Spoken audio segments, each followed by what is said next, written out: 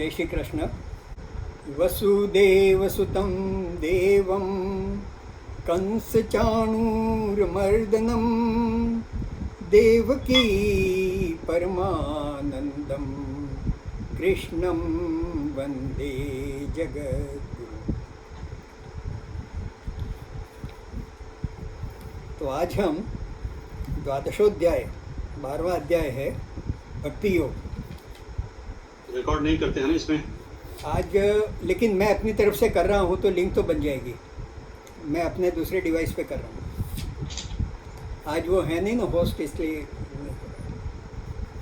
तो एनीवे तो ये जो भक्ति षटक कहते हैं 7वें अध्याय से 12वां अध्याय, उसका अंतिम अध्याय है और बहुत छोटा अध्याय है लेकिन बहुत महत्वपूर्ण।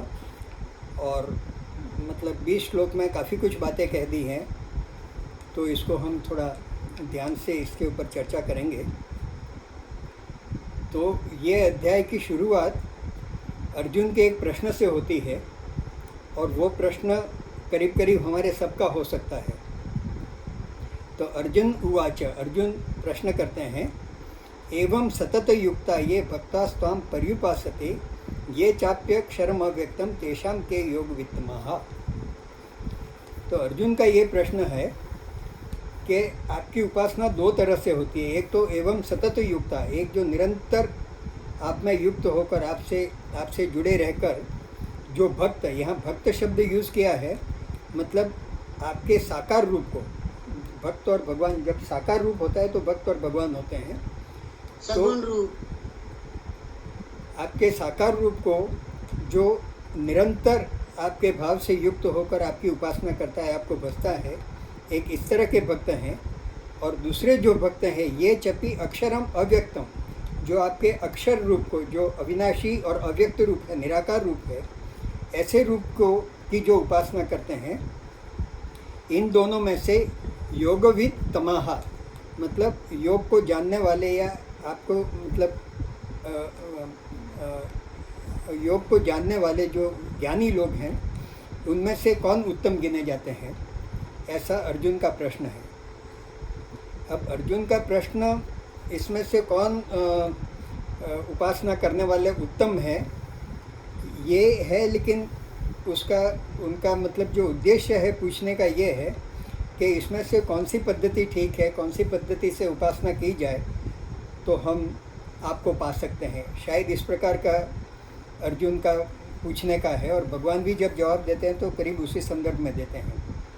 लेकिन आगे बढ़ने से पहले हम थोड़ा ये देखेंगे कि अर्जुन को ये प्रश्न उत्पन्न क्यों हुआ कि हम किस विधि से आपकी उपासना करें, आपका साकार रूप की उपासना करें या निराकार रूप की उपासना करें। तो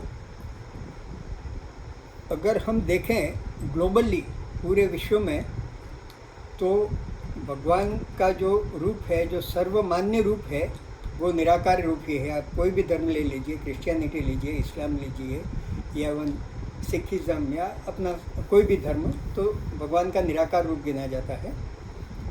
लेकिन अपने सनातन धर्म की ये विलक्षणता कहो या विशेषता कहो कि हमने दोनों रूप को समान महत्व दिया है।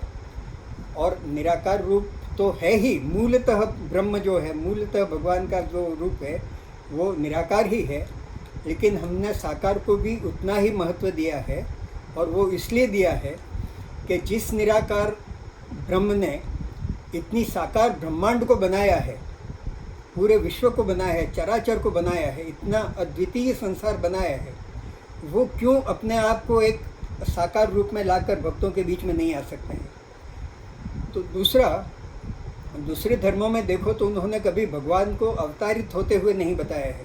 उनके मैसेंजर आते हैं, कोई प्रोफेट आते हैं, लेकिन यहाँ हमारे धर्म में ये बताया है कि साक्षात ब्रह्म भी साकार होकर अवतरित होते हैं। वो ब्रह्म ही होते हैं, लेकिन वो भक्तों के आनंद के लिए या अपनी लीला करने के लिए या कुछ उपदेश देने के लिए वो अवतरित होते हैं। और इस तरह की जो मान्यता सनातन धर्म है वो बड़ी साहसिक और बड़ी अद्वितीय है और कई लोग इसको समझ नहीं पाते हैं, इसलिए इसका बड़ा विरोध भी करते हैं। लेकिन ये जो विलक्षणता है या ये जो विशेषता है वो सिर्फ सनातन धर्म में ही देखी गई है और किसी धर्म में नहीं देखी गई है। लेकिन जहाँ जहाँ भी निराकार धर्म के आकार की उपासना करते हैं, वहाँ भी अगर प्रतिमा नहीं रखते हैं तो कोई प्रतीक तो रखना पड़ता है। इतना बड़ा चर्च बना दिया, वहाँ सब इकट्ठे हुए, अब किसके सामने प्रेयर करेंगे? तो कुछ नहीं तो एक चर्च क्रॉस लगा दिया, तो क्रॉस के सामने कोई मूर्ति नहीं रखी तो क्रॉस रख दिया। और मूर्तियाँ भी कोई कहीं मरियम की होती है, कहीं ये होती है, लेकिन उसको वो भगवान नहीं कहते हैं। लेकिन सर झुकाने के लिए कोई प्रतिमा तो चाहिए। इसी तरह से कहीं गुरु ग्रंथ साहब को रख दिया, कहीं कोई किताब रख दी, कहीं कोई प्रतीक रख दिया। लेकिन अगर हमें किसी पे ध्यान देना है तो कोई न कोई एक आकार सामने होना चाहिए। इस मान्यता को लेकर हमने दोनों पद्धतियों को साथ में चलाया है, और दोनों ही एक दूसरे के अपोजिट नहीं है, दोनों ही सत्य है, दोनों ही प्रमाणित हैं और दोनों ही उपासनाएं श्रेष्ठ हैं। अब जैसे कि रामचरितमानस में ही देखें तो ये सुंदरकांड का ही एक बहुत बढ़िया चौपाई है। ब्रह्म अनामय अज भगवंता, व्यापक अजित अनादि अनंता, गोद्विज धेनु देव हितकारी, कृपा सिंधु मानुष तनुधारी। अब देखो, इसमें रामचंद्र जी के बारे में कहते हैं मानुष तनुधारी। तो रामचंद्र जी मनुष्य अवतार हैं, लेकिन उनका मूलतः स्वरूप क्या है? जब उन्होंने दशरथ जी के वहाँ जन्म नहीं लिया था, राम प्रकट नहीं हुए थे, और जब राम अव्यक्त हो गए तो उसके पहले और उसके बाद में क्या थे? तो वो ब्रह्म अनामय मतलब अविकारी, अज मतलब अजन्मा, ब्रह्म अनामय अज भगवंता। अब जो भगवान शब्द है ना, भगवान शब्द वो निराकार के एकदम नज़दीक का साकार का शब्द है। मतलब जो अपने 11वां अध्याय में विश्वरूप दर्शन बताया, तो उसमें वो साकार है, लेकिन पूरा फिर भी उनका सिर आकाश तक है, पांव पाताल तक हैं, विश्वोत्मुख हैं, पूरे विश्व में उनके मुख दिखाई देते हैं, दशों दिशाओं में फैले हुए हैं, मतलब सर्वत्र व्याप्त है, साकार है फिर भी वो सर्वत्र व्याप्त है। तो वो भगवंता भी हैं, लेकिन मानुष तनुधारी, लेकिन मनुष्य का धारण भी उन्होंने किया है। वही संपूर्ण ब्रह्म है, लेकिन मनुष्य का शरीर धारण किया है। अब भगवत गीता में भी देखो तो पहले से लेकर अंतिम तक, मतलब दूसरे अध्याय में थोड़ा थोड़ा हिंट दिया है, लेकिन जहाँ से भगवान ने अपना ईश्वरीय रूप के थोड़ी थोड़ी झलक देनी शुरू की, जैसे कि चौथा अध्याय जहाँ यदा यदा ही धर्मस्य ग्लानिर्भवति आता है, तो यदा यदा ही धर्मस्य के ठीक पहले का श्लोक, अजोपि सन अव्यात्मा भूतानाम ईश्वरोपि सन प्रकृतिम स्वामधिष्ठय आत्माया संभवम आत्माया। तो वो कहते हैं अजोपि सन अव्यात्मा, मैं अजन्मा हूँ, मैं अव्यय हूँ और सभी भूतों का ईश्वर हूँ, लेकिन प्रकृति का और मेरी माया का आधार लेकर मैं अपने को प्रकट करता हूँ। और यदा यदा ही धर्मस्य ग्लानिर्भवति भवते अभ्युत्थानम अधर्मस्य यदात्मानं सृजाम्यहम्। तो जब जब धर्म की ग्लानि होती है तो धर्म का उद्धार करने के लिए मैं जन्म लेता हूँ, ऐसा नहीं है, सृजाम्यहम्, मैं अपना सृजन करता हूँ, मैं प्रकट होता हूँ। तो ये दोनों बताते हैं, भगवान खुद कहते हैं कि मैं निराकार भी हूँ और साकार भी हूँ। लेकिन साकार रूप में कोई भी भगवान हमेशा नहीं रह सकते हैं, उनका एक पीरियड होता है। त्रेता युग में रामचंद्र जी 11,000 साल तक रहे, कृष्ण भगवान 121 साल तक रहे, लेकिन एक समय में वो व्यक्त होते हैं और कुछ समय के बाद अव्यक्त हो जाते हैं। तो उनका जो मूल स्वरूप है ईश्वर का, वो तो निराकार ही स्वरूप है, लेकिन साकार स्वरूप में जब वो अवतार लेते हैं तो वही ब्रह्म होते हैं। और साकार की उपासना भी उतनी ही श्रेष्ठ है जितनी कि निराकार की उपासना। अब यहाँ ये दो उपासनाएं क्यों हो जाती हैं?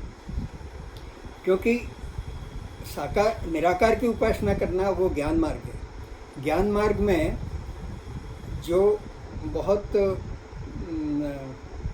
बुद्धिगामी और तर्क, जिनको बुद्धि से विश्लेषण करना होता है, तर्क से विश्लेषण करना होता है, ऐसे व्यक्तियों के लिए मेरे ख्याल से निराकार उपासना जो है ब्रह्म वो उनको ज़्यादा अनुकूल पड़ती है, क्योंकि वो हर चीज़ को तर्क से या हर चीज़ को सिद्ध करना चाहते हैं कि ऐसा क्यों, ऐसा क्यों, ऐसा क्यों, ऐसा क्यों। तो सिर्फ श्रद्धा से वो करना, वो श्रद्धा से किसी को स्वीकार नहीं करते हैं। खास करके जिन्होंने विज्ञान में अपना जीवन समर्पित किया है, उनकी आदत ही है एनालिसिस करने का, तर्क करने का, लॉजिक करने का, हर चीज़ के लिए क्वेश्चन करने का। तो उनके लिए श्रद्धा से सरेंडर कर दो किसी के सामने, I think that is very difficult for them. तो ऐसे लोगों के लिए निराकार की उपासना वो एक मार्ग है। अब वहाँ क्या कठिनाइयाँ है उसके बारे में आगे चर्चा आ रही है। और साकार में तो ये है कि बस सरेंडर कर दो, मान लो कि भगवान, मतलब उसमें दो चीज़ें हैं, एक है पहले जानो फिर मानो, और दूसरा है पहले मानो फिर जानो। तो भक्ति योग है, जहाँ श्रद्धा है वहाँ मान लो है भगवान है, यही मेरे इष्ट हैं, और उनको स्वीकार कर लिया, और उनके उनके ऊपर छोड़ दिया मैंने सब, उनके वो जैसा चाहेंगे वैसा होगा, और वो जैसा कहेंगे वैसा हम रहेंगे। एक वो भक्ति योग है। और वहाँ द्वैतवाद का सिद्धांत है, वहाँ भगवान अलग हैं, भक्त अलग हैं, वो दोनों एक नहीं हैं। और भक्त हैं वो भगवान की उपासना करते हैं, उनके प्रति अपना प्रेम व्यक्त करते हैं, वो सब है। और निराकार में ये है कि क्योंकि निराकार में ये है कि ऐसा आकार क्यों, ये जन्म में ऐसा हुआ, वो हुआ, क्यों हुआ, कैसे हुआ। तो फिर वो अंतर्गति करते हैं, अपने अंदर की तरफ इंट्रोस्पेक्शन करते हैं कि मैं कौन हूँ, कहाँ से आया, हु एम आई, क्या शरीर में हूँ, क्या आत्मा में हूँ, कहाँ हूँ। और को हम करते करते फिर वो सो हम तक पहुँच जाते हैं कि वही मैं हूँ। तो इस तरह से ये दोनों हैं, और दोनों अल्टीमेटली एक ही उस पे ले जाते हैं। तो ये अर्जुन को यही हुआ कि उन्होंने दोनों चीज़ें सुनी, उनका निराकार स्वरूप की भी बातें सुनी, साकार स्वरूप की भी बातें सुनी। 7वें अध्याय में भगवान ने जब अपना ज्ञान विज्ञान योग में अपना परिचय दिया, तो उन्होंने अपनी अपरा प्रकृति और परा प्रकृति, भूमि रापो नलो वायु खम मनोबुद्धि विचय करके अपनी अष्टधा प्रकृति बता दी। और फिर अपनी परा प्रकृति में कहा कि सभी के अंदर चेतन तत्व भी मैं ही हूँ। तो वहाँ ये बताते हैं मैं हर जगह व्याप्त हूँ। जैसे किसी हार के मणियों में सूत्र की तरह हूँ, मणि दिखती है लेकिन सूत्र नहीं दिखता है, इस तरह से मैं अव्यक्त होते हुए भी सबको जोड़ के रखने वाला मैं हूँ। और आगे जाकर ये भी कहते हैं, 9वें अध्याय में भी वो अपना निराकार रूप बताते हैं, लेकिन अपने साकार रूप में ये कहते हैं कि अनन्य चिंतयन्तो माम ये जना पर्युपास्ते तेषाम नित्याभियुक्ता नाम योगक्षेम वहाँ में हूँ। कि जो मेरे को अनन्य भाव से मेरा भजन करता है, मेरे साकार रूप का वो करता है, उसके मैं हर तरह से उसके योगक्षेम के मैं वहन करता हूँ, उसकी रक्षा करता हूँ। तो ये सब देखा। फिर 10वें अध्याय में विभूति योग में भगवान ने कहा कि जहाँ जहाँ भी तुमको कोई दिव्य चीज़, आकर्षित चीज़, कोई भव्य चीज़ दिखाई दे तो उसमें मेरे दर्शन करो। तो वहाँ पे भी वो पूरे विश्व में हर तरह मैं फैला हुआ उस तरह से बताया। तो अर्जुन ने फिर 11वें अध्याय में उनसे प्रार्थना की कि हे भगवान, आपका जो ऐश्वर्य रूप है, जो आपका साकार ऐश्वर्य रूप है, वो उसके दर्शन मैं करना चाहता हूँ, अगर हो सके तो भगवान ने कहा है कि ऐसे तो नहीं हो सकता है, लेकिन मैं तुम्हें दिव्य दृष्टि देता हूँ। और उन्होंने अपना विराट विश्व रूप स्वरूप बताया, और वो विश्व रूप स्वरूप में, और उसकी प्रार्थना भी हम करते हैं, वो भी साकार स्वरूप ही है। और जो पुरुष सूक्तम में हम प्रार्थना करते हैं वो विश्व स्वरूप की प्रार्थना है।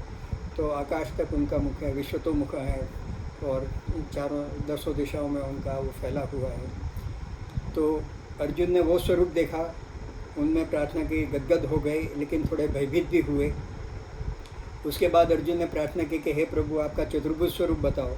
तो भगवान ने अपना चतुर्भुज स्वरूप बताया, जिसमें चारों हाथों में शंख चक्र गदा पद्म लिए हुए चतुर्भुज स्वरूप का दर्शन कराया। और फिर अर्जुन की प्रार्थना से वो वापस मनुष्य रूप में आ गए। तो वहाँ पे ये बताते हैं कि कृष्ण का जो मनुष्य रूप है वो भी ब्रह्म है, चतुर्भुज रूप भी ब्रह्म है, विश्व रूप भी ब्रह्म है, और निराकार रूप भी ब्रह्म है। इस तरफ से ये बता दिया। तो इसके बाद अर्जुन को ये विचार आता है कि ये सब है, आप साकार भी हैं, निराकार भी हैं, अवतार भी हैं, तो आपकी किस रूप में हम प्रार्थना करें तो हम आपको जल्दी से पा सकते हैं। और पूछा ऐसा है कि कौन श्रेष्ठ है, लेकिन मतलब ये है कि किस तरह से हम आपको प्राप्त करें। तो अब दूसरे श्लोक में हम आगे बढ़ते हैं। तो श्री भगवानुवाच, भगवान ये कहते हैं कि मय्यावेश्य मनो ये माम नित्य युक्ता उपास्ते श्रद्धया पर्योपेता स्ते में युक्त तमामता। वो कहते हैं मयि आवेश्य, मेरे में पूरा इन्वॉल्व होके, मेरे परायण होके, मेरे अंदर समाविष्ट होके जो पूरे मन से और निरंतर मेरी उपासना करता है और परया श्रद्धा मतलब परम श्रद्धा से जो मेरी उपासना करता है, इस तरह के जो योगी हैं, इस तरह के भक्त हैं, वो उत्तम है, ऐसा मेरा मत है। युक्त तमाम मता, मतलब ऐसा मेरा मत है कि ऐसे भक्त या ऐसे योगी श्रेष्ठ हैं। अब क्योंकि उन्होंने पूछा कि कौन श्रेष्ठ है, तो पहले प्रश्न में दूसरे श्लोक में ये जवाब दिया कि वो श्रेष्ठ हैं, ऐसा मेरा मत है। अब भगवान ने ऐसा उत्तर क्यों दिया कि एक तो अर्जुन और उनकी बात हो रही थी, और भगवान को मालूम है कि अर्जुन की साइकोलॉजी क्या है, उसकी मानसिक स्तर क्या है, और उसको मेडिटेशन और संन्यास और ज्ञान में ज़्यादा रुचि है और भक्ति में ज़्यादा रुचि है। क्योंकि वो छठा अध्याय जो था जिसमें ध्यान योग था, ध्यान की बात थी, तो अर्जुन ने कह दिया कि ध्यान करना तो बड़ा मुश्किल है मेरे लिए, ये तो जैसे वायु को हाथ में पकड़ना जितना दुष्कर है उतना दुष्कर है। चंचल ही मन कृष्ण करके कहा कि ये कृष्ण मन इतना चंचल है कि इसको मैं स्थिर कर ही नहीं सकता हूँ।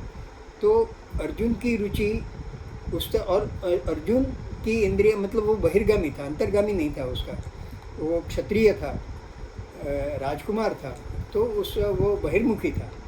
तो बहिर्मुखी जो है उसके लिए वो ज्ञान योग जो है वो बड़ा मुश्किल होता है। लेकिन बहिर्मुखी लोग हमारे सबके लिए, और अर्जुन जो है वो हमको रिप्रेजेंट करता है। अर्जुन की जो स्थिति है और जो स्वभाव है वो 1000 में से 10,000 में से एक ही ऐसा हो सकता है जो अंतर्मुखी हो सकता है, मेडिटेट कर सकता है और ज्ञान योग पे चल सकता है। बाकी हम सब लोग जो हैं वो उसी तरह के लोग हैं, और इसलिए इन्होंने बताया कि हमारे जैसे लोगों के लिए भक्ति मार्ग है वो सुगम मार्ग है। अब तीसरे श्लोक में वो जो निराकार स्वरूप है उसके कुछ विशेषण बताते हैं, और चौथे श्लोक में फिर वो क्या करते हैं वो बताते हैं। तो तीसरे श्लोक में ये कहते हैं ये त्वक्षरम मतलब अक्षरम, मतलब निराकार का स्वरूप के क्या क्या विशेषताएं हैं, तो वो अक्षर है मतलब अविनाशी है, अनिर्देश्य मतलब जिसका वर्णन नहीं किया जा सकता है, अव्यक्तम जिसे हम वो व्यक्त रूप नहीं है, मतलब हमारी किसी भी इंद्रियों से हम उसका अनुभव नहीं कर सकते हैं। फिर सर्वत्र गम, वो हर जगह व्याप्त है, अचिंत्यम जिसका चिंतन करना भी मुश्किल है, उसका चिंतन, अब चिंतन कैसे करो, कोई साकार है तो उसका चिंतन कर सकते हैं, कोई कहे कि आप एयर पे चिंतन करो, कोई मूर्ति पे चिंतन करना है, किसी चित्र पे चिंतन करना है तो कर सकते हैं। कहते हैं हवा में चिंतन करो, आकाश में चिंतन करना तो बड़ा मुश्किल है, तो अचिंत्य है, उन पे चिंतन करना मुश्किल है। एंड कूटस्थम अचलम ध्रुवम, वो अचल है, ध्रुव है। तो एक ऐसे स्वरूप का पर्युपास्ते उपासना करते हैं, तो ऐसे उपासना करने वाले की क्या लक्षण होने चाहिए या क्या गुण होने चाहिए और किस तरह से उपासना करते हैं। तो वो कहते हैं कि ऐसे निराकार स्वरूप की उपासना करनी है तो उसके लिए जरूरी क्या है, उस व्यक्ति में क्या गुण होने चाहिए या क्या विशेषताएं होनी चाहिए या क्या करना चाहिए उसको। तो संनियम इंद्रिय ग्रामम, इंद्रिय ग्राम मतलब इंद्रियों का समूह, group of senses, particularly sense organs. तो जितने भी हमारे ज्ञानेंद्रियां हैं उनके समूह को संयम उनको नियमन करना, उनको कंट्रोल करना, वो पहली कंडीशन है। अगर आपको ज्ञान मार्ग में चलना है तो प्रयास करते करते करते लेकिन सभी इंद्रियों को बाहर जाने के बदले अंतर्मुखी करना बहुत ज़रूरी है, और उन पर संपूर्ण नियंत्रण करना ज़रूरी है। जब तक हम अपने इंद्रियों का नियंत्रण नहीं कर सकेंगे, ज्ञान मार्ग पे नहीं चल सकेंगे, निराकार की उपासना नहीं कर सकेंगे। तो पहला कंडीशन संयम इंद्रिय ग्रामम, इंद्रिय ग्राम मतलब इंद्रियों के समूह का नियमन करना है। सर्वत्र समबुद्धय, हर जगह समान बुद्धि, हर एक में एक ईश्वर देखना है, एक तत्व देखना है, किसी के प्रति मतलब भेदभाव नहीं देखना है, तो समबुद्धय होना चाहिए।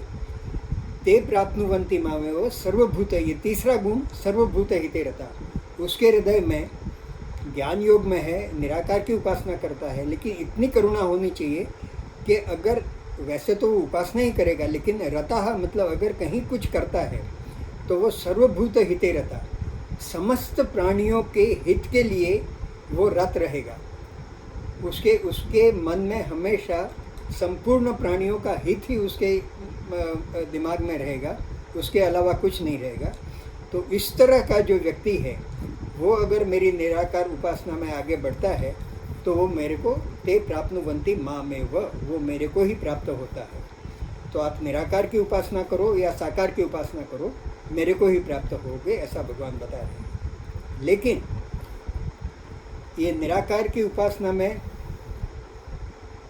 भगवान आगे चढ़कर ये कहते हैं कि क्लेशोधिक तरस्तेषाम अव्यक्ता सक्त चेतसा, जिसका चित्त अव्यक्त की उपासना करने में है, मतलब जो अव्यक्त की निराकार की उपासना करने के लिए आगे बढ़ना चाहता है, उस मार्ग पे आगे बढ़ना चाहता है, उसके रास्ते में क्लेशो अधिकतर, मतलब उसके रास्ते में बहुत कठिनाइयाँ आएंगी। यहाँ क्लेश का मतलब बहुत कठिनाइयाँ आएंगी, बहुत फ्रस्ट्रेशन आएगा, वो आगे बढ़ेगा, फिर से कुछ कठिनाइयाँ आएंगी, फिर से वो तकलीफ में आएगा।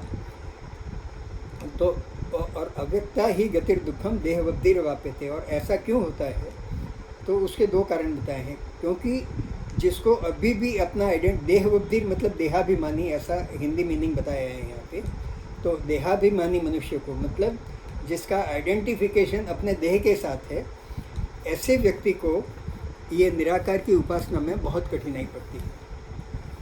अब बहुत कठिनाई पड़ने का कारण क्या कि हमारे अंदर भी एक तो ये देह है वो साकार है, और अंदर जो हमारी सूक्ष्म शरीर है और आत्मा है वो निराकार है। लेकिन हम हमेशा मतलब अपना आइडेंटिफिकेशन अपने देह के साथ ही करते हैं। हम उस लेवल तक पहुंचना बहुत मुश्किल है कि मैं देह नहीं हूँ, मैं आत्मा हूँ।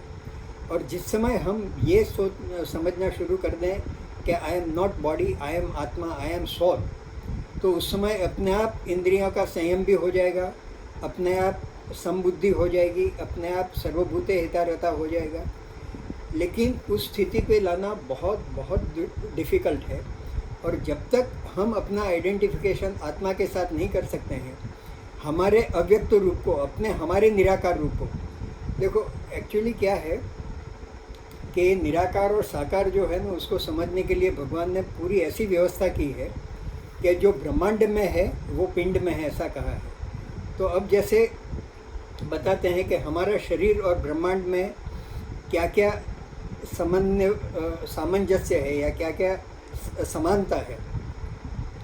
तो अपना शरीर है, उसको अगर विश्व समझो तो हमारे शरीर में एक जीव है ऐसा नहीं है, लेकिन जितने सेल हैं वो सब लिविंग सेल हैं। लाखों करोड़ों सेल जो हैं वो लिविंग सेल हैं।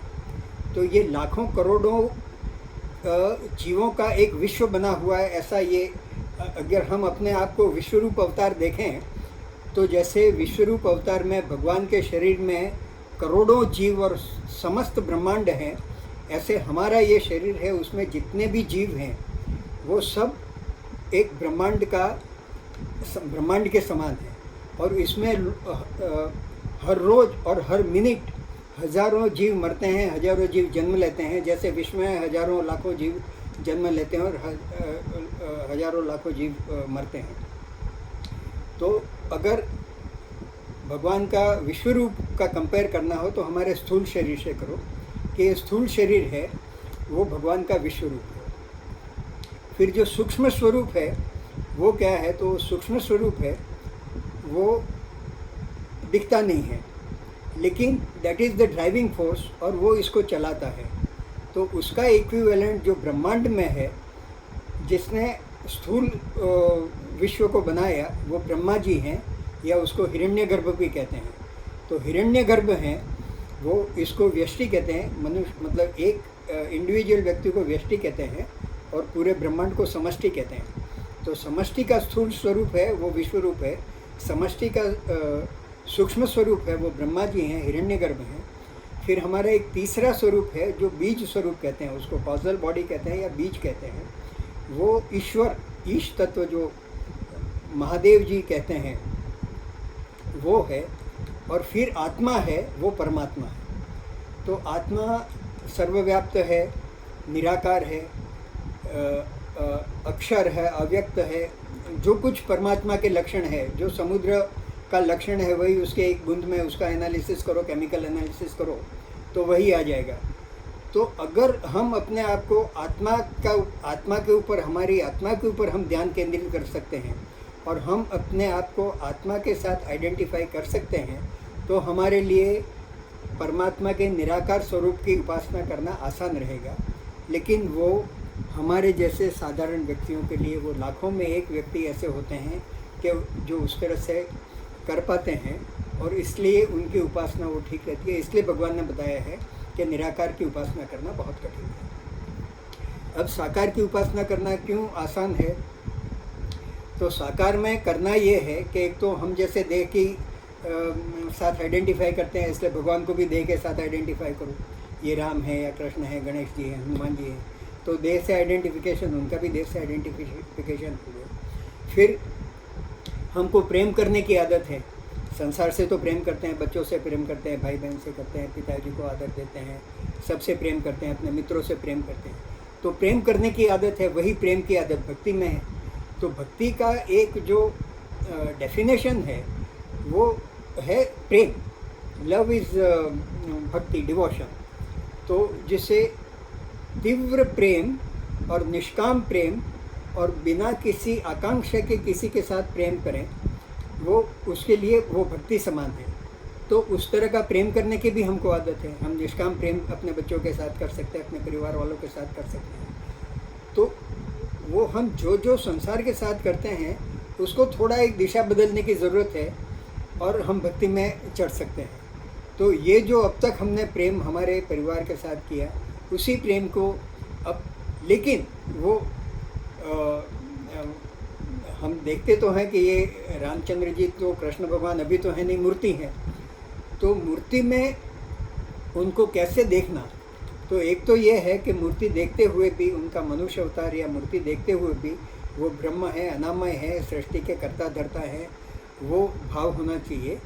और ये भाव होना चाहिए कि देखो, मतलब हम जो हैं, हमारा अस्तित्व है वो भगवान की वजह से है। मतलब हम जो सांस ले रहे हैं, हमारी चेतन शक्ति है वो उनकी वजह से है। और भगवान ने हमारे जीने के लिए जो कुछ सुविधाएं, जैसे एक छोटा बच्चा जन्म लेता है तो उसे मालूम नहीं होता है क्या खाना, क्या पीना, कैसे सोना, कैसे रहना, लेकिन माँ जैसे ध्यान रखती है, ऐसे भगवान हमारा ध्यान रख रहे हैं।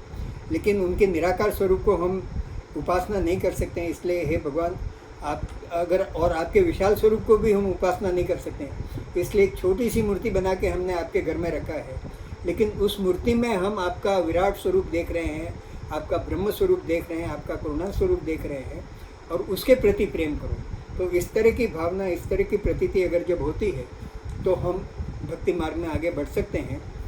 और क्योंकि ये हमारे रोज़मर्रा के जीवन में, हमारे जीवन में हम ऐसा जो संसार के साथ करते हैं वो ईश्वर के साथ करना है, तो भक्ति मार्ग में आगे बढ़ना है। इसलिए भक्ति मार्ग को थोड़ा सरल बताया है। तो 5वें श्लोक में कहा कि क्लेशोदिक दरस्तेषाम अव्यक्ता सत्य चेतसाम अव्यक्ता ही किधर दुखम देह वक्तिर्वाप्यते। तो जो देहाभिमानी है, जो अपने आप को देह के साथ ही, और देह के साथ करना भी ज़रूरी है, आत्मा के साथ कर लो तो खैर सवाल ही नहीं है, पूरी दुनिया एक ही लगेगी। लेकिन अभी हम जैसे बात करते हैं कि वत्स साहब से बात करते हैं, लाल साहब से, नारायण साहब से बात करते हैं, तो देह है तो ही एक दूसरे को आइडेंटिफाई कर सकते हैं। तो देह का होना भी ज़रूरी है, देह का आइडेंटिफिकेशन भी ज़रूरी है, लेकिन डीप इन आवर माइंड, हमारे अंदर भीतर में ये होना चाहिए कि ये देह है वो क्षणिक है, वो विकारी है, नाशवान है, उसका एक टाइम पीरियड है, इस पीरियड से इस पीरियड तक देह रहेगा।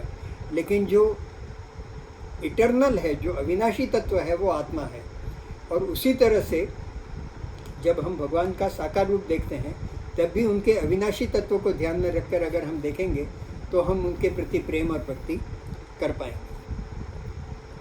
तो भगवान ने ये बताया कि भक्ति मार्ग है वो हमारे जैसे लोगों के लिए सरल है, ज्ञान मार्ग से भी तुम मेरे को प्राप्त कर सकते हो, लेकिन वो थोड़ा कठिन है और उसमें बहुत डिसिप्लिन बहुत।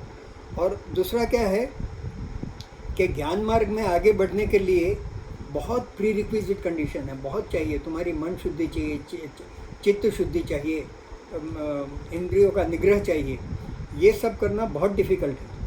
जबकि भक्ति मार्ग में क्या है, कुछ नहीं चाहिए, मन शुद्धि नहीं हो, चित्त शुद्धि नहीं हो, इंद्रिय निग्रह नहीं हो, आगे बढ़ो, भगवान से प्रेम करो और कीर्तन करो, उनका अभ्यास करो, जो भी करो।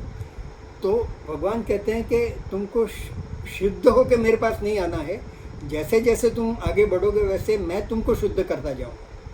तो यहाँ वो जिम्मेदारी भगवान के ऊपर आ जाए। जैसे छोटे बच्चे को शुद्ध करना, नहलाना, धुलाना, कपड़े पहनाना वो माता की जिम्मेदारी है, ऐसा हमारे मन को शुद्ध करना, हमारे चित्त को शुद्ध करना वो भी भगवान अपने ऊपर ले लेते हैं कि वो सब मैं करूँगा, तुम मेरे से प्रेम करो, मेरे में अपना मन लगाओ, जिस तरह से तुमने अब तक संसार में लगाया अब मेरे में लगाओ, और बाकी you leave everything to me, I will take care.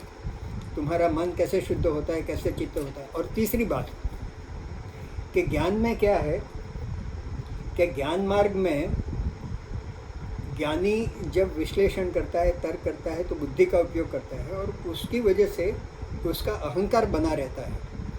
और उसका अहंकार तब तक बना रहता है जब तक लास्ट स्टेज पर पहुंचकर वो ऑलमोस्ट आत्मज्ञान या तत्व ज्ञान या ब्रह्म ज्ञान प्राप्त नहीं कर लेता है। उस समय उसका अहंकार छूट जाता है और उस समय वो ब्रह्ममय हो जाता है या अहम ब्रह्मास्मि की स्थिति में आ जाता है। लेकिन उस यात्रा में उसको अहंकार का इतना बड़ा वजन ढोके चलना पड़ता है, तो वो वजन लेके चलना वो भी दुखदाई है। जबकि भक्ति मार्ग में पहले ही दिन अहंकार आपको वो सरेंडर कर देना है कि मैं आपके शरण में आ गया, अपने अहंकार को छोड़ दो, तो आप बिल्कुल निर्भर होकर बिल्कुल लाइट वेट से आप जाएंगे, तो वहाँ भी आपकी यात्रा सुखद रहेगी। तो एक ये है। अब भगवान ने 6 से 12वें श्लोक तक किस किस तरह से मेरी उपासना करनी भक्ति मार्ग में, अब उन्होंने बता दिया कि ये जो निराकार मार्ग है, ज्ञान मार्ग है, वो थोड़ा कठिन है हम लोगों के लिए। अगर करना है तो ट्राई करो, लेकिन बड़ा मुश्किल है करते करते भी। वैसे भगवान ने आगे भी बताया है कि बहुनाम जन्मना मानते ज्ञानवान माम प्रपद्यते, ज्ञान मार्ग पे चलने वाले। वैसे भक्ति मार्ग में भी ऐसा नहीं है कि इसी जन्म में मिल जाएंगे, हम कितना आगे बढ़ सकते हैं, लेकिन कई जन्मों के प्रयत्न के बाद तुम मेरे को प्राप्त कर सकते हो ऐसे। तो यहाँ ये कहते हैं कि तुम्हें करना क्या है यूँ। अब यहाँ देखो, ये भक्ति, ये पूरा पढ़ने के बाद भक्ति क्या है और कैसे करनी, उसके काफ़ी कॉन्सेप्ट हमको क्लियर हो जाएंगे। तो भगवान एक कहते हैं कि सबसे श्रेष्ठ प्रकार की भक्ति में तो ये है कि ये तो सर्वाणी कर्माणी मयि संन्यस्त मत्परा। एक तो मत्परा मतलब मेरे परायण हो जाओ, मेरे में अपने आप को पूरा इन्वॉल्व कर दो 100%, और तुम्हारे सभी कर्म जो हैं उसको मेरे को समर्पित कर दो। ये तो सर्वाणी कर्माणी मयि संन्यस्त मत्परा, तुम जो भी करते हो वो मैं करता हूँ वो भावना न रख के मेरा ईश्वर करता है वो भावना रखो। तो ये दिस वेरी फर्स्ट सेंटेंस कि सर्वाणी कर्माणी मयि संन्यस्त मतलब तुम तुम्हारा कर्तापना छोड़ दो, तुम्हारा अहंकार छोड़ दो, तुम कुछ नहीं कर रहे हो, मैं कर रहा हूँ, उस भावना से मेरे पास आओ, तो बहुत हल्के होके आओगे और मेरे को जल्दी प्राप्त करोगे। तो सबसे पहला उन्होंने बताया है कि ये तो सर्वाणी कर्माणी मयि संन्यस्त मत्परा अनन्य नैव योगे न माम ध्यायन्तु से, अनन्य भाव से, निरंतर भाव से और मेरा ध्यान लगाकर मेरी उपासना करो। अगर इस तरह से करोगे तो तेषाम अहम समुद्धरता मृत्यु संसार सागरा, ये मृत्यु संसार रूपी जो सागर है उसको मैं तुमको पार करा दूंगा। एंड भवामी नचिरात पार्थ मैया वेशित चेतसा, और नचिरात मतलब तुरंत ही, पार्थ अर्जुन को कहते हैं कि तुम्हारा चित्त अगर मेरे में आवेशित हो जाता है, तुम मेरे में टोटली इन्वॉल्व हो जाते हो, निरंतर मेरी उपासना करते हो, मेरे से प्रेम करते हो, मेरे मय हो जाते हो, तो तुमको तुरंत ही नचिरात भवामी नचिरात पार्थ, मतलब तुम मेरे मय हो जाओगे और तुरंत हो जाओगे, उसमें कोई देर नहीं लगेगी। तो और इसके लिए क्या करना है कि मय्ये व मन आदस्व, तुम्हारा मन मेरे को अर्पण कर दो, मैं तुम्हारा मन मेरे को लगा दो। अब मन लगाना का मतलब क्या है, हम जब भी पूजा करने बैठते हैं, प्रार्थना करने बैठते हैं, तो हमारे मन में जो विचार आते हैं वो बार बार संसार के विचार आते हैं। और संसार के मन में विचार जिसके आते हैं, या तो जिसको बहुत प्रेम करते हैं उसके विचार आते हैं, या शायद जिसको प्रेम नहीं करते हैं उसके भी विचार आते हैं, जिसको घृणा करते हैं उसके भी विचार आते हैं, बट उस तरह के। तो कहते हैं कि तुम मेरे से प्रेम करो।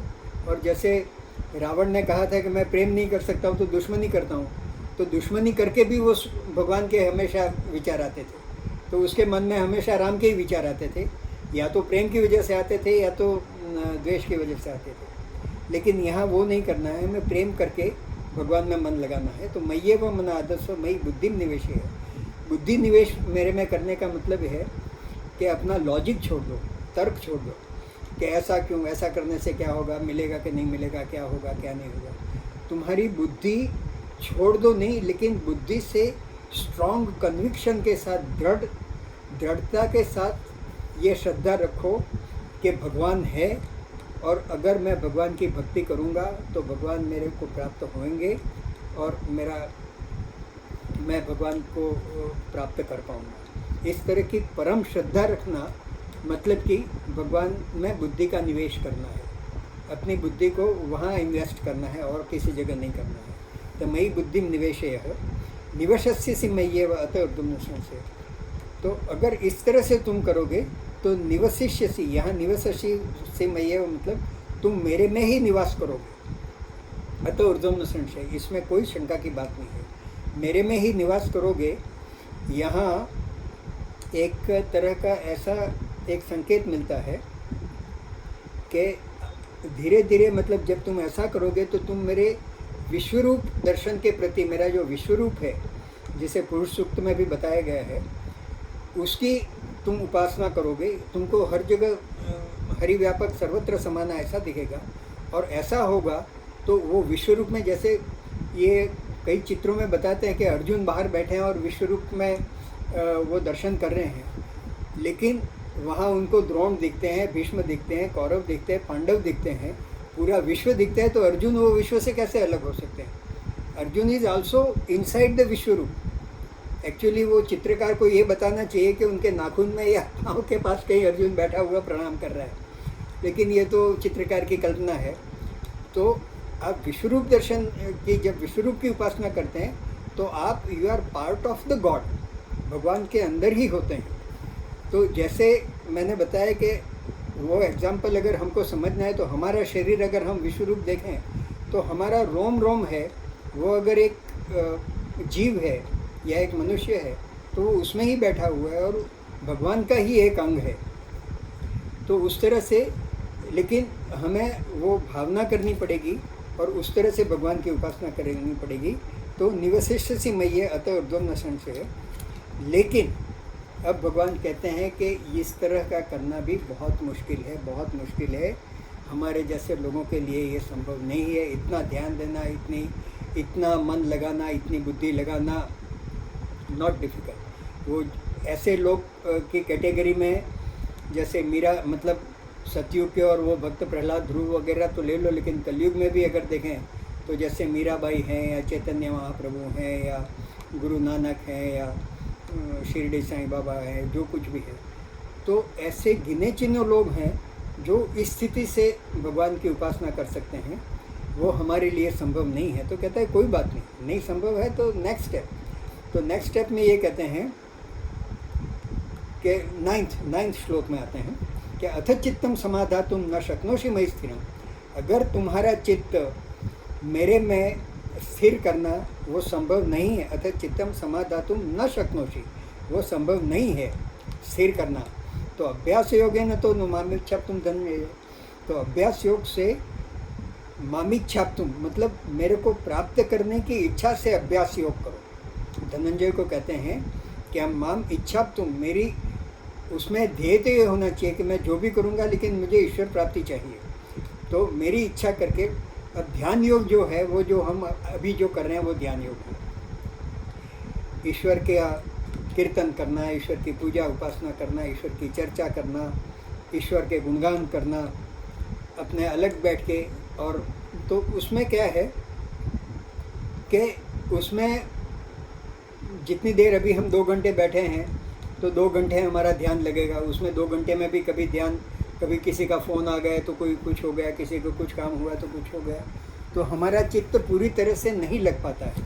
लेकिन कहते हैं नहीं लग पाता है तो कोई बात नहीं, फिर भी ये तुम इसको अभ्यास योग कहते हैं कि तुम निरंतर जितना हो सके वो इसका अभ्यास करो, मेरे में मन लगाने की। चित्त नहीं लगता है कोई बात नहीं, लेकिन इच्छा शक्ति ये रखो कि ये सब मैं कर रहा हूँ तो भगवत प्राप्ति के लिए करता हूँ। तो अथ चित्तम समाधातुम न शक्नोषि मयि स्थिरम, अगर तुम्हारा चित्त मेरे में स्थिर नहीं हो सकता है तो अभ्यास योगेन ततो मामिच्छाप्तुम धनंजय। हे धनंजय, तुम दृढ़ इच्छा शक्ति से कि मेरे को, मैं ये जो कर रहा हूँ, मैं जो सत्संग कर रहा हूँ, मैं भगवान का नाम ले रहा हूँ, माला कर रहा हूँ, जप कर रहा हूँ, कीर्तन कर रहा हूँ, सुंदरकांड कर रहा हूँ, रामायण कर रहा हूँ, ये सब मैं आपकी प्राप्ति के लिए कर रहा हूँ। लेकिन मेरी कमजोरी है, मेरी वीकनेस है कि मैं चाहते हुए भी आपके ऊपर मन स्थिर नहीं कर पा रहा हूँ। तो लेकिन वो सरेंडर कर दो कि नहीं कर पा रहा हूँ, that is my weakness, but फिर भी मुझे आप चाहिए, वो मेरी इच्छा है। तो मामिच्छाप्तुम धनंजय, तो कहता है वो भी चलेगा, दैट इज़ फाइन। फिर कहते हैं कि अब कुछ लोगों को इसमें भी रुचि नहीं है, सत्संग करना और ये करना और मंदिर जाना और सुंदरकांड करना, और इसमें भी रुचि नहीं है। कई लोग जुड़ते हैं, कई लोग नहीं जुड़ते हैं। तो कहते हैं कि कोई बात नहीं, नहीं रुचि है तो उसका भी कोई बात नहीं। ये सब हैं, मतलब हमारे साधारण लोगों की जो कमजोरियां हैं, वो हम तो बालक हैं भगवान के, तो वो तो जानते ही है कौन कैसा है। तो कहता है ठीक है, चित्त स्थिर नहीं हुआ कोई बात नहीं। अब कहता है कि चलो इसमें भी रुचि नहीं है, सत्संग में रुचि नहीं है, कोई बात नहीं, अभ्यास से पर समर्थ हो सी, अभ्यास में भी असमर्थ हो, ये करने में भी, सत्संग करने में भी तुम्हारा असमर्थ है, तो मत कर्म परमो भव, मेरा काम करने में रुचि देखो। क्योंकि कर्मयोग, कर्म करना जो है ना वो मनुष्य का स्वभाव है, कुछ ना कुछ काम करना। वो मनुष्य को सत्संग में बैठना का नहीं होगा, लेकिन कोई कहे कि ये भगवान का ये काम है, इतना कर दो, तो वो दौड़ के करने में वो उसको रुचि होगी। तो कहता है मत कर्म परमो भव। और यहाँ मत कर्म परमो भव का भी बड़ा वाइड अर्थ हो सकता है। ऐसा ही नहीं कि भगवान का कुछ मंदिर बना देना है, प्रसाद ले आना है, उसके लिए मत करो एनीथिंग। तुम ये विश्व, मतलब जैसे सीए राम में सब जग जानी, रामचरितमानस में भी कहा, और विश्व रूप में कि विश्व का हर एक प्राणी, हर एक जीव जो है वो ईश्वर रूप है। तो उसकी निष्काम भाव से अगर तुम सेवा करते हो, निष्काम भाव से, बिना किसी से, और करुणा से, सर्वभूत हिते रता जो बताया है कि उसके कल्याण के लिए, उसके करुणा के लिए, उसकी सेवा के लिए अगर हम काम करते हैं तो वो भगवत कर्म है। तो कहता है तुमको ठीक है, सत्संग में नहीं जाना है, ये नहीं करना है, उसमें रुचि नहीं है, तो अगर तुम थोड़ा सा भी समय निकाल के कुछ निष्काम भाव से लोगों की सेवा करोगे तो वो भी मेरे सेवा के बराबर ही है, और उससे भी तुमको सिद्धि प्राप्त होगी। तो अभ्यास से पे समर्थो से मत्कर्म परमो भव मदर्थम भी करवाणी कुर्वन् सिद्धिम वाप्स्यसि। तुम ऐसा करोगे तो भी तुमको मदर्थ, मेरे लिए काम करोगे तो भी तुमको सिद्धि प्राप्त होगी, तो भी तुम मेरे को प्राप्त कर सकोगे। So don't worry. तो कितना बताए, पहले तो कहा कि निरंतर ध्यान करो, 24 आवर्स ध्यान करो।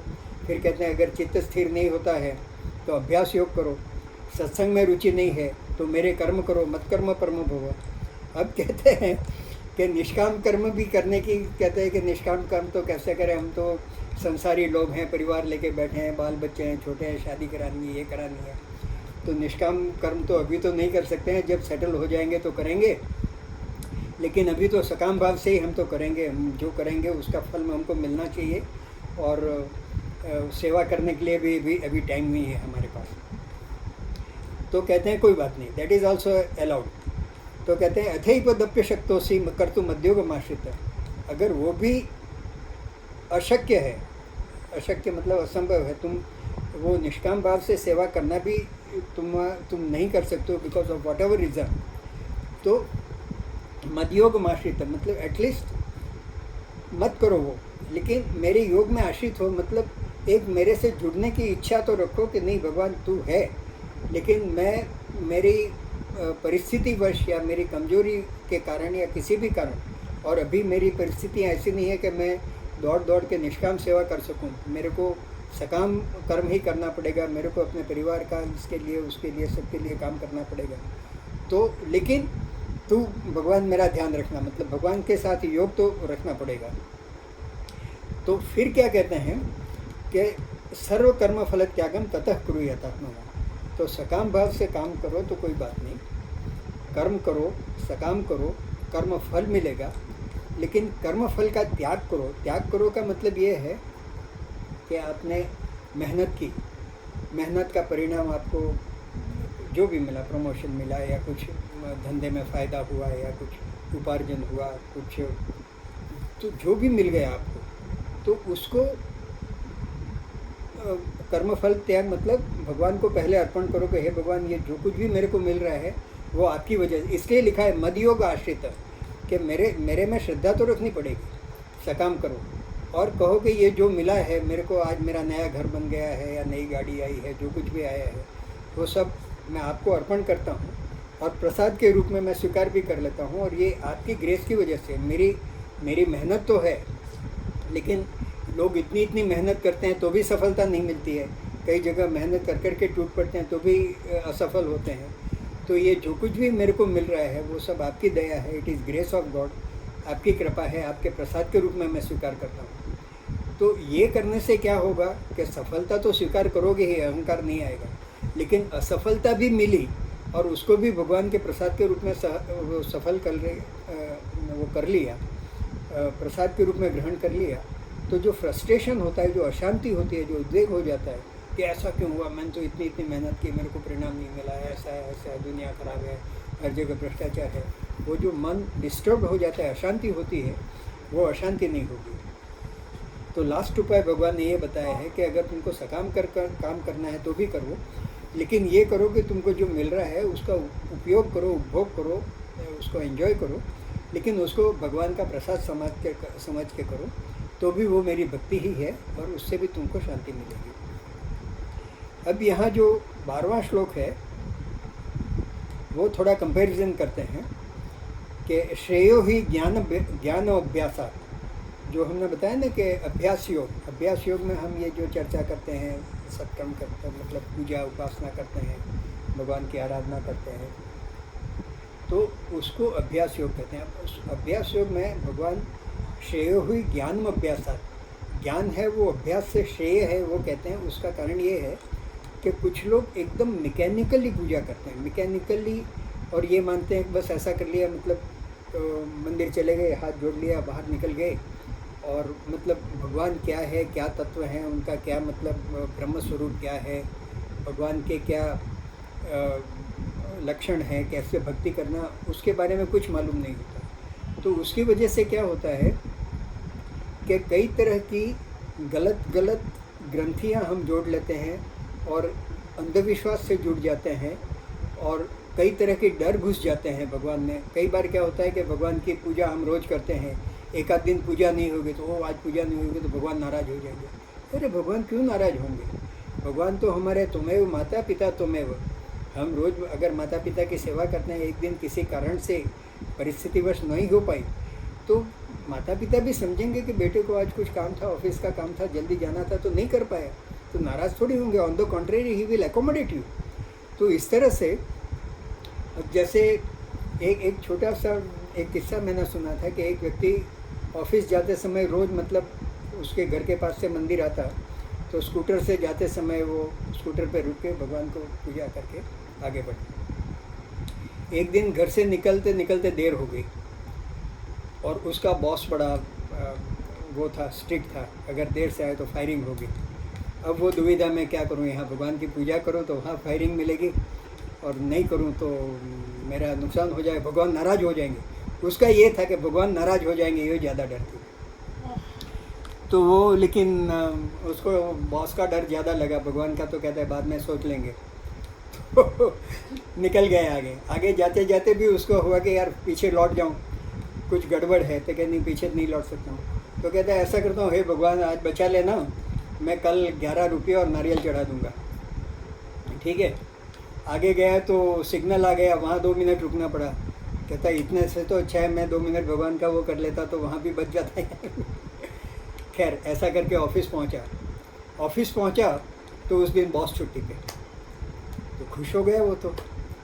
अब उसको देखो, उसको ये लगा कि मैंने वो 11 रुपये का जो लालच दिया है भगवान को, उसकी वजह से भगवान को क्या, व्हाट इज़ 11 रुपया और नारियल क्या होता है? 11 रुपया या तो ऐसा होना था और हुआ, या तो वो ऐसा मान सकता है कि भगवान की करुणा थी कि मेरे में जो डर था उसकी वजह से ऐसा सब एक परिस्थिति बनी कि बॉस नहीं आए। तो ये सब समझना जरूरी है। डरना की तो भक्ति मार्ग पे भगवान से डरना है ही नहीं, भगवान से प्रेम करना है, प्रेम करना है, प्रेम करना है। तो इसलिए ये ज्ञान ज़रूरी है। इस ज्ञान के अभाव से अगर हम अभ्यास योग करते हैं, भगवान की पूजा करते हैं, एक दिन पूजा नहीं हुई, एक दिन व्रत भंग हो गया, एक दिन कुछ हो गया, तो डर जाते हैं और भगवान क्रोधित हो जाएंगे, श्राप देंगे। भगवान श्राप नहीं देते हैं, भगवान क्रोधित नहीं होते हैं।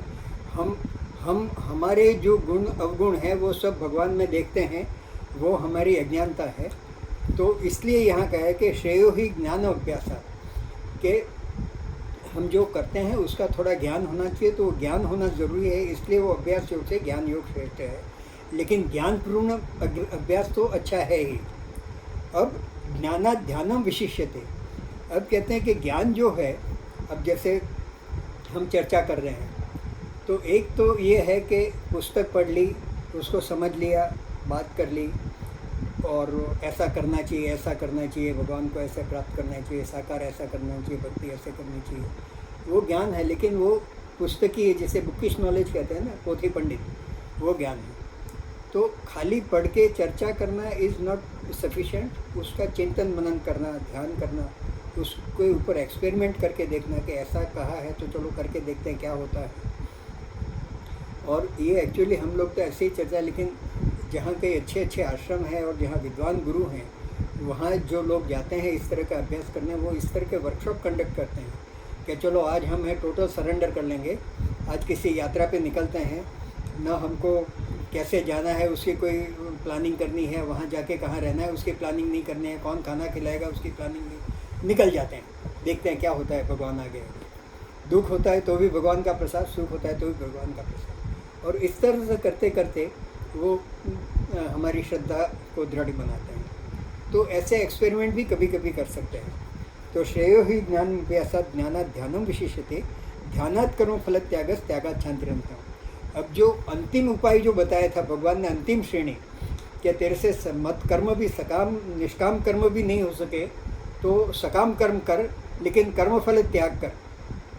कर्म फल त्याग मतलब कि जो कुछ तुमको फल मिलता है वो भगवान का प्रसाद समझ के वो ले ले। वो भगवान ने कहा था कि ये नहीं कर सके तो ये कर, ये नहीं कर सके तो, और अंतिम लास्ट ग्रेड बताया था, उसको भी श्रेष्ठ बता रहे हैं कि ध्यानात् कर्म फल त्याग, ध्यान से भी जो है कर्म फल का त्याग करना है वो सबसे अच्छा है, क्योंकि त्यागात् शान्तिरन्तम्। वो ये कहते हैं कि वो कर्म फल का त्याग करने की आदत पड़ेगी तो जैसे हमने डिस्कस किया था कि उससे एक तो इमीडिएट शांति मिलेगी, मतलब आपको सफलता मिली तो भी शांति, असफलता मिली तो भी शांति, और जैसे जैसे शांति मिलेगी तो ये लोएस्ट लेडर से धीरे धीरे होकर ऊपर जाएंगे, ऊपर जाएंगे, ऊपर जाएंगे, और फिर मन भी स्थिर होगा, ध्यान भी होगा और भगवत प्राप्ति में आगे बढ़ेंगे। तो यहाँ ध्यानात् कर्म फल त्यागस् त्यागात् शान्तिरन्तम् कह के भगवान यहाँ किस तरह से भक्ति करना वो 12वें श्लोक तक पूरा करते हैं।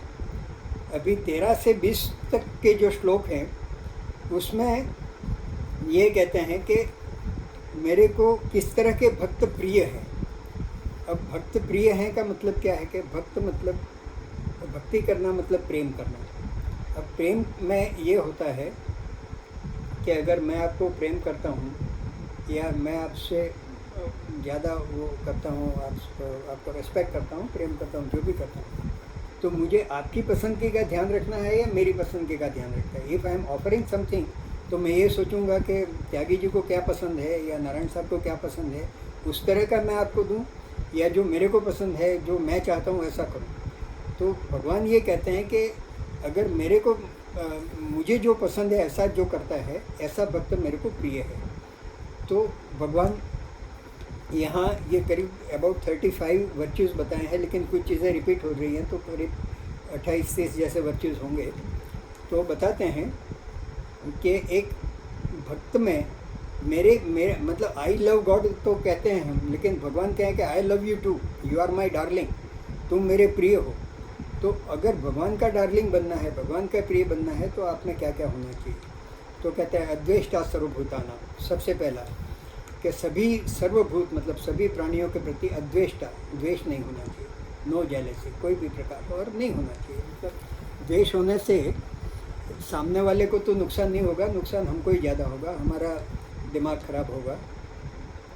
तो द्वेष सामने सामने है तो उसको क्रोध कहते हैं, लेकिन जो आपके सामने नहीं है उसके बारे में आप इल फीलिंग करते हो या नेगेटिव थिंकिंग करते हो, तो उसको तो मालूम नहीं है, वो कहीं रेस्टोरेंट में बैठ के रसगुल्ला खा रहा है और आप अपना दिमाग खराब कर रहे हैं। यस सर, आपका आवाज़ नहीं आ रहा है।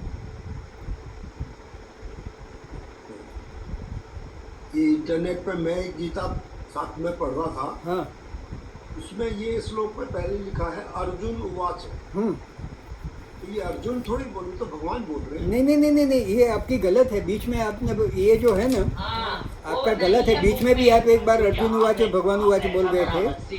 आई think you are referring a wrong book. एक अर्जुन उवाच का एक ही प्रश्न है, गीता है, हाँ। मैं वो पढ़ रहा था। नहीं नहीं, वो गलत है। पहले भी बोला था। गलत, तो ठीक है, वो चलिए। दोनों जगह आपकी मिस्टेक हुई थी, हमने मार्क किया था लेकिन we did not point out. तो खाली एक श्लोक जो है वो अर्जुन उवाच है, बाकी 2 से लेके 20 तक भगवान उवाच ही है। बीच में अर्जुन, नॉट ओनली दैट, उसके बाद 13वां 14वां मतलब भगवान इसके बाद तो 70 श्लोक तक नॉन स्टॉप बोल रहे हैं, लेकिन यहाँ 12वें अध्याय में 20वें अध्याय में अर्जुन वो कर रहे हैं। तो ये 12वें अध्याय के बाद भगवान ही बोल रहे हैं कि इस तरह के गुण हैं। अद्वेष्टा सर्वभूतानां, सभी प्राणी मात्र से द्वेष रहित होना, सभी से मैत्र फ्रेंडली होना, करुण कॉम्पैशन होना, करुणा होनी चाहिए।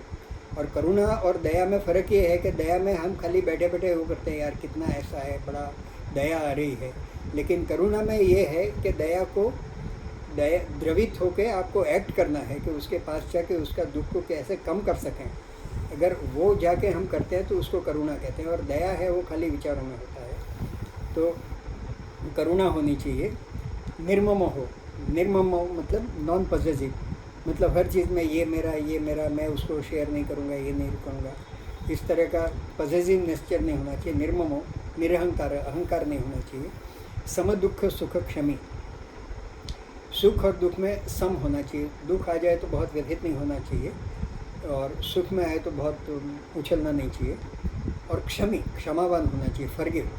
अब ये क्षमा में नॉर्मली हम कहते हैं कि forgive and forget, forget and forgive, लेकिन एक्चुअली सीक्वेंस ऐसी है कि फॉरगिव एंड फॉरगेट। मतलब क्षमा करना एक चीज़ है, लेकिन क्षमा करके हमने क्षमा की है वो भी भूल जाना चाहिए। That is the best part. नहीं तो होता क्या है, किसी को क्षमा कर दी और फिर कहते हैं देखो आज तो क्षमा कर दी, अगली बार क्षमा नहीं करूँगा। तो वो जो क्षमा की उसको बार बार याद करेंगे। तो क्षमा करो, फॉरगिव करो, और ये भी भूल जाओ कि हमने उसको क्षमा की है। दैट इज़ द करेक्ट क्षमा। सो सम दुख सुख क्षमी, संतुष्ट सततम योगी, संतुष्ट होना चाहिए। इसके हर एक के ऊपर काफ़ी चर्चा हो सकती है, लेकिन अभी हम वो नहीं करेंगे क्योंकि सब जानते हैं ये क्या है। तो संतुष्ट होना भी एक अच्छा लक्षण है। अगर हम संतुष्ट हैं तो हम ज़्यादा एफिशिएंट हो सकेंगे, ज़्यादा डिस्टर्ब नहीं रहेंगे। और सततम योगी, यहाँ 2 तरह के इसके मीनिंग विद्वानों ने बताया। एक तो सततम योगी मतलब भगवान के साथ निरंतर अपना योग बनाए रखो, और दूसरा ये है कि संतुष्ट मतलब ऐसा नहीं कि अभी जो है संतुष्ट है, मैं जितनी पूजा करता हूँ उससे संतुष्ट है, मेरे पास जो है मेरा जितना ज्ञान है उससे आगे नहीं करना, ऐसा नहीं। संतुष्ट है लेकिन सततम योगी, यू कीप ऑन एडिंग। तुम्हारा जो भी कुछ है, आप हमारी जो भक्ति है, हमारा ज्ञान है, हमारा ध्यान है, उसमें वो करो लेकिन संतुष्ट भी रहो। तो और भगवान के साथ योग एंड यथात्मा दृढ़ निश्चय, डिटरमाइंड। ये दृढ़ निश्चय होना अध्यात्म मार्ग या किसी भी मार्ग में, सांसारिक मार्ग में सफलता के लिए दृढ़ निश्चय, डिटर्मिनेशन होना बहुत ज़रूरी है। अगर हमारा if we are not determined, दृढ़ निश्चय नहीं है तो सफलता किसी में भी नहीं पा सकेंगे। और ख़ास करके अध्यात्म मार्ग में सफलता प्राप्त करनी है तो दृढ़ निश्चय होना बहुत ज़रूरी है। और मय्यर्पित मनोबुद्धि यो मद्भक्त समय प्रिय, और आपकी मन और बुद्धि को पहले भी हम बता चुके हैं कि वो मेरे को अर्पित कर दो, मेरे में लगा दो। तो यो मद्भक्त, यो मतलब ऐसा, या जो ऐसा भक्त है स में प्रिय, वह मेरे को प्रिय है। तो यो मद भक्त समय प्रिय, ऐसा भक्त मेरे को प्रिय है। तो ऐसे जिसमें गुण हो, तो ये ऊपर के 13 और 14 के लिए समय प्रिय ये लगाया है। फिर 15वां श्लोक में यस्मान्नो द्विजते लोको लोकान्नो द्विजते यस्मान्नो यस्म न उद्विजते लोको, मतलब मैं किसी और को उद्वेग ना करूं, मतलब उसको पीड़ा ना पहुंचाऊं, दुख ना पहुंचाऊं, उसको डिस्टर्ब ना करूं, तो किसी और को मेरी वजह से कोई परेशानी ना हो और कोई मेरे को परेशान ना करे। अब मैं किसी को परेशान नहीं करूं, that is under my control, लेकिन कोई मेरे को परेशान नहीं करे ये तो मेरे कंट्रोल में नहीं है। लोग तो हैं, तरह तरह की बातें करेंगे, तरह तरह के आपके ऊपर कुछ कर सकते हैं। तो यहाँ कोई परेशान नहीं करे, मतलब वो भी it should be under your control, कि अगर कोई कुछ कहता है, कुछ ऐसी स्थितियाँ बनती है, कोई आपके ऊपर कुछ टिप्पणी करता है, तो उससे तुमको परेशान नहीं होना है। अपने आप को इस तरह से रखो कि ठीक है, अगर कोई सही क्रिटिसिज्म है तो उसको राइट स्पिरिट में लो, और अगर गलत क्रिटिसिज्म है तो ठीक है, इट डजेंट मैटर, मैंने ऐसा नहीं किया तो करना है तो करते रहो। तो उस तरह का एक माइंडसेट बनाना चाहिए। तो यस्मान्नो द्विजते लोको लोकान्नो द्विजते हर्षामर्ष भयोद्मुक्ते यस च मे हर्षामर्ष भयोद्वेगैर मुक्तो यस सच में प्रिय। तो हर्ष अमर्ष, अमर्ष मतलब द्वेष, अमर्ष का मतलब उस तरह का द्वेष कि किसी की प्रगति देखकर अगर हमको संताप होता है, हमको पीड़ा होती है, तो वो अमर्ष कहते हैं। तो हर्ष अमर्ष भय और उद्वेग, उससे जो मुक्त है, उस तरह का जो है, ऐसा भक्त मेरे को यह सच में प्रिय, वो मेरे को प्रिय है। फिर अनपेक्ष, अनपेक्ष मतलब नो एक्सपेक्टेशन। अपेक्षा, एक्सपेक्टेशन एक ऐसी चीज़ है जो हमें हमेशा दुखी करेगी, क्योंकि हमारी अपेक्षा किसी से हो सकती है, बट ही नीड नॉट, वो हमारी अपेक्षा के अनुरूप करेगा, वो ज़रूरी नहीं है। तो जितना अनएक्सपेक्टेशन रखोगे, कोई एक्सपेक्टेशन नहीं रखोगे, तो उतना हम सुखी होंगे और उतना हमारे मन में शांति रहेगी और भगवान के प्रति हम ज़्यादा ध्यान लगा पाएंगे। तो अनपेक्ष मतलब नो एक्सपेक्टेशन। शुचि मतलब पवित्रता, पवित्रता अंदर की और बाहर की दोनों की। हमारा नहाना धोना, वस्त्र भी पवित्र होने चाहिए, स्वच्छ होने चाहिए, और अंदर की भी पवित्रता, अपने मन की शुद्धि, चित्त की शुद्धि, उसके ऊपर भी ध्यान देना चाहिए। दक्ष, दक्ष मतलब एक्सपर्ट, हर चीज़ मतलब स्किलफुल। तो जो भी काम करें वो दक्षता से करें, मतलब उसको बड़े ध्यान दे के करना चाहिए। हर चीज़ के ऊपर नेसेसरी जो वो है दक्षता, वो बतानी चाहिए। तो अनपेक्ष शुचिर दक्ष। उदासीनो गतव्य था। उदासीन मतलब उदास रहना ऐसा नहीं है, बट क्या कहते हैं, तटस्थ रहना। उदासीन का मतलब कि किसी को मतलब न राग न द्वेष, एक तरफ से तटस्थ रहना, उसको उदासीन कहते हैं। तो उदासीनो गतव्य था। और जो कुछ हो गया है, कुछ व्यथा हो गई है, या अगर कुछ नुकसान हो गया है, तो जो गया सो गया, उस तरह से उसके बारे में जो पीड़ा नहीं करता है। और सर्वारंभ परित्यागी यो मद्भक्त तस्मै प्रिय। अब सर्वारंभ परित्यागी ये एक नया शब्द है।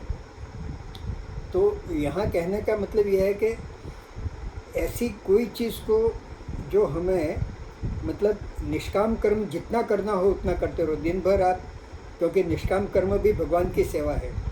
लेकिन ऐसे सकाम कर्म जो हमें कर्म बंधन में डालें, उसकी वजह से चाहे पुण्य हो चाहे पाप लगे, जो भी है, लेकिन कर्म बंधन में डालें, ऐसे सकाम कर्म के आरंभ को, ऐसे इनिशिएटिव को, उसकी शुरुआत को त्याग करना, मतलब सकाम कर्म हो सके तब जितना उतना जो मिनिमाइज करेगा, तो ऐसा भक्त मेरे को प्रिय। यो मत भक्त समय प्रिय। यो न रिष्यति न द्वेष्टि न शोचते न कांक्षति। यहाँ फिर से वही रिपीट हो रहा है कि न रिष्यति मतलब खुश होना, न द्वेष्टति मतलब द्वेष करना, न शोचति मतलब दुख करना, न कांक्षति मतलब आशा डिज़ायर करना।